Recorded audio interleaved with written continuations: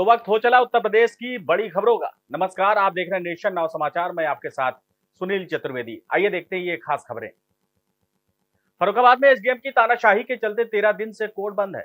वकील कोर्ट में ताला लगाने और प्राइवेट कर्मचारियों पर भ्रष्टाचार के विरोध पर धरने पर है।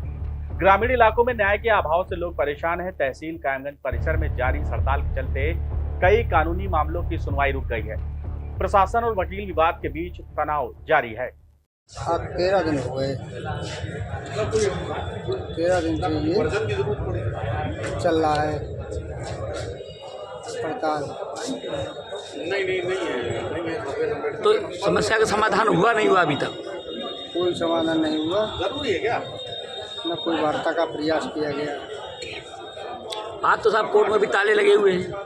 आज नहीं लगे, जब से हम लोगों की हड़ताल है तब से यहाँ ताले पड़े हैं। लगातार 13 दिन से कोर्ट बंद है, ताले पड़े हैं। ये पब्लिक प्लेस है, लोग आते हैं तारीखों के लिए 116 और मुकदमों के लिए तारीखों के लिए आते हैं, लेकिन यहाँ एसडीएम साहब मनमाने तरीके से इसमें ताला लटकाए हुए हैं, जबकि ये ताला बंद नहीं होना चाहिए। ये पब्लिक प्लेस है, कोर्ट न्यायालय है, ये खुला हर समय खुला रहना चाहिए। 10 से 5 खुला रहना चाहिए। हड़ताल पर हम लोग हैं, अंदर इनके कर्मचारी होना चाहिए जो पब्लिक को जाए तारीख दें, लेकिन ये सब गायब हैं। ये एसडीएम साहब गायब कराए हुए हैं, पता नहीं कहाँ हैं ये लोग। रणनीति तो यही है, हम लोग गांधीवादी है,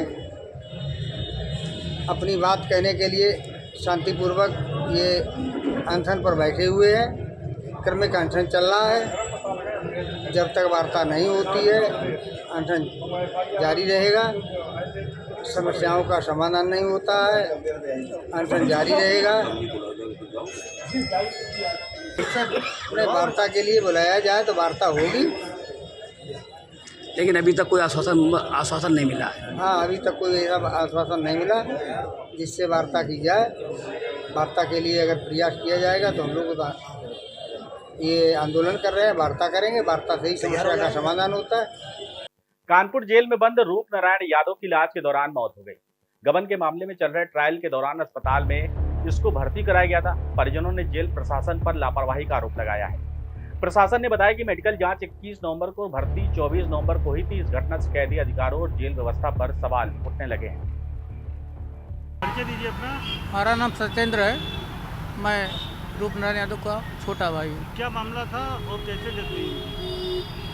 मामला ये था कि ये पिछले 1 वर्ष से किसी वांछित मामले में बंदी थे, जो कि पूर्णतः निष्पक्ष नहीं था और उनका कोई आधार उसमें भी नहीं था। ना उन पर कोई एफआईआर थी, ना उन पर कोई बरामदगी थी, कुछ नहीं था। केवल उनको एक फंसाया गया था। उनकी डेथ कब हुई थी? उनकी डेथ आज सुबह ही 7 बजे, 7 से 8 के बीच में। आपको क्या जानकारी मिली, कैसे पता चला कि उनकी डेथ हो गई? हम उनके साथ में ही थे, हमने देखे हम उनके साथ में ही थे और रात से उनके साथ में काफ़ी तबीयत बिगड़ गई थी उनकी। साथ में उनके थे तो आज सुबह डॉक्टरों ने डिक्लेयर किया कि इनकी सांसें खुल रही हैं, नहीं हो पा रही हैं, वेंटिलेटर में डालना पड़ेगा। बड़े काफ़ी कोशिश करने के बाद वो उनको नहीं बचा पाए, क्योंकि वो बहुत गलत और बहुत ख़राब हालत में लाए गए थे। इलाज के दौरान कोई आपको लापरवाही की कोई शिकायत है क्या?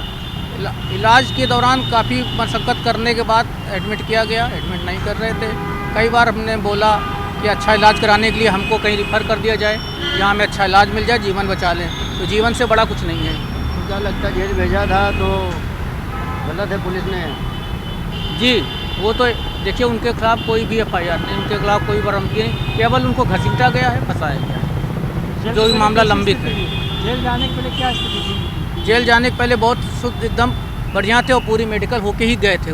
दिल्ली धमाके के बाद कानपुर पुलिस ने चारों जोनों में 100 से ज्यादा संदिग्धों की पहचान की है। जांच में उनके यात्रा रिकॉर्ड, सोशल मीडिया संपर्क और रहन सहन की पड़ताल की जा रही है। कुछ संदिग्धों ने जांच से बचने के लिए जगह बदल ली है। पुलिस और खुफिया एजेंसी सतर्क हैं और कानपुर में सुरक्षा बढ़ा दी गई है। सर, कानपुर में जो है संदिग्धों को चिन्हित किया जा रहा है, अब तक किस तरीके से कानपुर पुलिस काम कर रही है?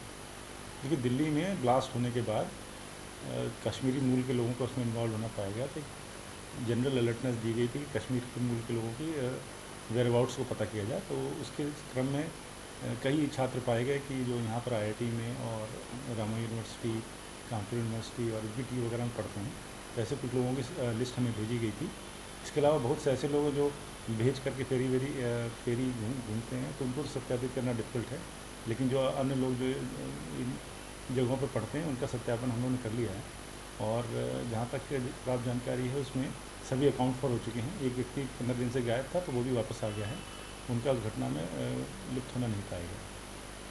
Syed Modi India international badminton में भारतीय महिला युगल त्रिशा जाली और गायत्री गोपीचंद ने मलेशिया की जोड़ी को 19-21, 22-20, 21-9 से मात दे दी है। पुरुष युगल में साई प्रतीक और प्रतीक कृष्णमूर्ति राय ने भारत के स्वर्णराज बोरा और निबिर रंजन को हरा दिया है। उत्तर प्रदेश बैडमिंटन एसोसिएशन के तत्वाधान में चल रहे टूर्नामेंट में भारतीय जोड़ी ने शानदार शुरुआत की है।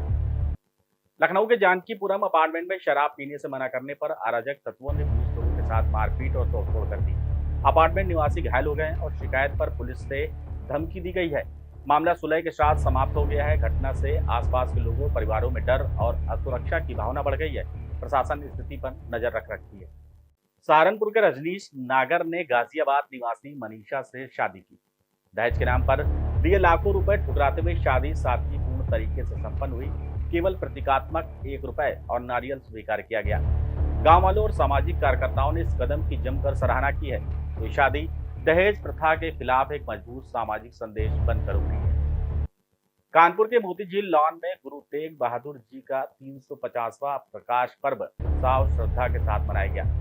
हजारों श्रद्धालुओं ने कीर्तन सुना, लंगर प्रसाद ग्रहण किया और मत्था भी टेका। प्रशासन ने सुरक्षा के पुख्ता इंतजाम किए और सेवा श्रद्धा का संगम पूरे दिन दिखाई दिया। कार्यक्रम में आयोजकों सेवादारों ने हर श्रद्धालु की सुविधा सुनिश्चित की। आज 350 से तेग बहादुर का जो कार्यक्रम मनाया जा रहा है, अपना कैंप लगाया, क्या कहना चाहिए? 350वां शहीदी दिवस गुरु तेग बहादुर जी के अवसर पर मैं डॉक्टर हेमंत मोहन, डॉक्टर आरती मोहन, हमारी संस्थापिका श्रीमती पुष्पा मोहन ने हमारे स्वर्गीय पिताजी रेवती रमन मोहन जी, जिनकी प्रेरणा से पिछले 20 वर्षों से अधिक समय से इन गुरु पर्वों पर और शहीदी दिवस पर ये शिविर लगाया जा रहा है। इस शिविर में 1000 से अधिक मरीजों को निःशुल्क दवाई दी है। सर्दी का भीषण प्रकोप जारी है। छोटे बच्चों में कोल्ड डायरिया, अस्थमा, निमोनिया, बड़ों में उच्च रक्तचाप, डायबिटीज, प्रदूषण ने कमर तोड़ के रखी है। कोरोना ने फेफड़े कमजोर कर ही दिए थे कि प्रदूषण लेवल इतना ज़्यादा हो गया है, चाहे मेट्रो की खुदाई हो, धूल हो, धुआं हो, डस्ट हो, और कोहरे ने भी आकर के फेफड़े में गहरी चोट पहुंचाई है, जिसकी वजह से ऑक्सीजन का लेवल गिरता जा रहा है। हमारे देशवासी सांस नहीं ले पा रहे हैं, तो हम लोग ने ऑक्सीजन सैचुरेशन बढ़ाने की, प्लस बहुत से लोग जो 2-3 महीने से डेंगू चिकनगुनिया में अस्पताल में भर्ती थे, जिनका प्लेटलेट डाउन हो रहा है, जिनको चिकनगुनिया के बाद टाइफाइड के लक्षण है, कमजोरी लग रही, जोड़ों में दर्द, निःशुल्क होम्योपैथी दवाइयाँ दी हैं। और इस कैंप का मुख्य उद्देश्य यह है कि सबकी इम्यूनिटी बढ़ाई जाए और सबका साथ, सबका विकास, सबका उपचार। प्रधानमंत्री मोदी जी, उत्तर प्रदेश के मुख्यमंत्री योगी जी की सोच पर इस प्रकार का उपचार यहाँ से किया जा रहा है। कानपुर की 13 साल की मूक बधिर बच्ची सीएम योगी आदित्यनाथ की बड़ी फैन है। हजरतगंज में गश्त कर रहे इंस्पेक्टर ने बच्ची को कोतवाली लाया। कागज और इशारों से बच्ची ने बताया कि वो सीएम से मिलने आई है। उनकी मासूम खुशी देखकर अधिकारी भी भावुक हो गए। बच्ची की इस मुलाकात ने समाज में उम्मीद और सकारात्मक संदेश जगाया है। गीता गुप्ता सर, आपकी बेटी की एक खबर चली जो कि ये लखनऊ में ये बरामद हुई है। जी सर। क्या मामला था, किस लिए लखनऊ? ऐसा हुआ सर कि मैं खाना बनाती हूँ, काम करके शाम को आई हूँ, नहीं सॉरी मैं खाना बना के सुबह 9:30 बजे आई घर, तो घर में कुंडी मुझे मिली। मैंने सोचा ये टॉयलेट नीचे, मेरी लैट्रिन नीचे बनी हुई है, तो मैंने सोचा ये नीचे लैट्रिन गई होगी, तो मैंने नीचे इनके पापा को भेजा। मैंने कहा देखो नीचे तो नहीं है लैट्रिन। मैं तो ये जहाँ जहाँ बच्चे के साथ खेलती, मैंने पूछा, अगल बगल पूछा, मुझे नहीं मिली, तो मुझे कुछ घबराहट हुई, तो मैं मतलब ढूंढना चालू कर दिया। 17 घंटा घर जहाँ जहाँ मतलब मुझे मिले सब जगह ढूंढा, ये मुझे नहीं मिली। 12:30 बजे तक फिर मैंने थाने में कंप्लेंट लिखा कि मेरी बच्ची मिल नहीं रही है, पता नहीं कहाँ चली गई है। फिर ढूंढते ढूंढते 4:30 बजे मुझे फ़ोन लखनऊ से आया है कि आप मतलब नाम पता एड्रेस सब पूछा। उन्होंने कहा आप परेशान हुई, आपका बच्चा मेरे पास है, बच्चा सुरक्षित है। फिर उन्होंने बुलाया, हम पहुंच गए, फिर वहां से अपना बच्चा लेके रात में 2 बजे आए। इसलिए सर ग्वाडर थाना क्षेत्र 22 तारीख को एक मूक बधिर लड़की गायब हो गई थी, उसके बारे में क्या है? देखिए, वो लड़की रिकवर हो चुकी है, अपने माता पिता को सौंपी जा चुकी है। जानकारी जो हम लोग को मिली उससे पूछताछ में वो मुख्यमंत्री जी से मिलने गई थी। संभवतः उसके मन में था कि मैं पुलिस की नौकरी करना चाहती हूँ, वो एक बहुत बढ़िया पेंटर है, उसने आकृतियाँ कई बना के उसके पास पूरा कलेक्शन था और उसको रिकवर कर लिया गया है और जैसा कि मैंने पहले बताया उसको पेरेंट्स को दिया जा चुका है और चूँकि इसमें कोई लीगल एक्टिविटी नहीं हुई है इसलिए इसमें पुलिस कार्रवाई की आवश्यकता नहीं है। ओरछा विवाह पंचमी में भाजपा नेता उमा भारती ने अयोध्या आंदोलन की याद दिलाते हुए कहा कि अब समय बदल चुका है। उन्होंने अखिलेश यादव पर भी निशाना साधा और बंगाल की ममता सरकार को लेकर बड़ा दावा किया है। कार्यक्रम में उन्होंने केसरिया ध्वज फहराने और शांतिपूर्ण माहौल बनाए रखने का आह्वान किया। उनके तेवर और बयान सोशल मीडिया पर वायरल हो रहे हैं। मेरे को वो दिन याद आता है 31 अक्टूबर 1990 की सालगिरह 92 की जब अयोध्या के ही वासुदेव गुप्ता हलवाई ने केसरिया पताका फहराई थी और उनको नीचे से पीएसी ने गोली मारी थी और सीधे डेड बॉडी उनके नीचे गिरी थी, तब वो केसरिया पताका उन्होंने फहराई थी। और इसलिए मुझे कैसे भूलेगा कि अब इतने आनंद के साथ केसरिया पताका फहरेगी और अब गोली नहीं चलेगी बल्कि फूल बरसेंगे। आनंद का विषय, परमानंद का विषय।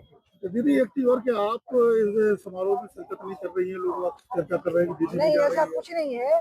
मेरे को विवाह पंचमी में आना ही था, मेरे मन में पहले से था, तो बस यही बात को ध्यान में रख करके मैं ओरछा आ गई हूँ। तो ओरछा में अयोध्या में दूरी कहाँ है, एक ही बात है।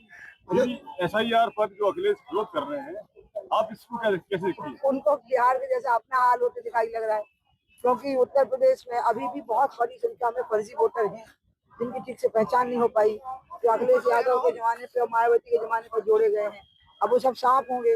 बिहार जैसा तेजस्वी का हाल हुआ वही अखिलेश का होना है। वो डर के कारण मुसर का विरोध कर रहे हैं। एक दीदी और है, बहुत इसमें परेशान है, बंगाल वाली दीदी। वो तो दीदी ने परेशानी खुद बुलाई है और इसमें मैं ये कहूंगी कि भारत की धरती पर वो बाबर जिसने हम पे हमला किया था, यदि उस बाबर के नाम पे, वो भी 6 दिसंबर का ही चयन करना और उसके नाम पे कोई इमारत बनाना, तो इस पे तो ये तो वो इमारत भी ध्वस्त होगी, बंगाल की सरकार भी ध्वस्त होगी। और इसलिए मैं चाहती हूँ कि देश के सभी राजनीतिक दल इसकी निंदा करें, इस घटना की। सब सारे राजनीतिक दलों को एक रहना चाहिए। आपने कहा झांसी से चुनाव लड़ सकते हैं, आज कार्यकर्ताओं में ज्यादा जोश देखने को मिल रहा है। ऐसा कुछ नहीं है, आगमन पर नहीं, कार्यकर्ताओं में हमेशा जोश रहा है। मैंने अनुराग में अपने में कोई अंतर पहले भी नहीं माना, दोनों चुनाव। बलिया में फरार चल रहे दुष्कर्म आरोपी राजू तुराहा पुलिस से मुठभेड़ में घायल हो गया है। आरोपी ने खुद को घिरा देखकर फायरिंग कर दी।